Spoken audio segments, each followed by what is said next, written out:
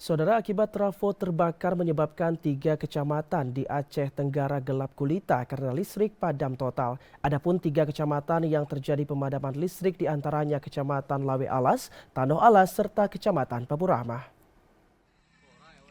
Akibat salah satu trafo terbakar menyebabkan 3 kecamatan di Aceh Tenggara terjadi pemadaman listrik. 3 kecamatan ini diantaranya Kecamatan Lawe Alas, Kecamatan Tanoh Alas, serta Kecamatan Babu Rahman. Trafo rusak ini terletak di Desa Prapatinggi, Kecamatan Lawe Alas, Aceh Tenggara. Salah seorang warga Aceh Tenggara menyebutkan pemadaman listrik pasca trafo terbakar sudah berlangsung selama 3 hari. Saat ini warga di 3 kecamatan terpaksa menggunakan genset dan juga lampu tradisional seadanya untuk penerangan di malam hari. Menurut warga, mereka kesulitan untuk melakukan aktivitas sehari-hari khususnya memasak atau mencuci.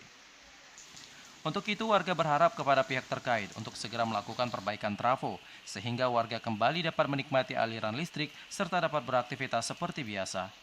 Dari Aceh Tenggara, Abdul Aziz, TVRI melaporkan.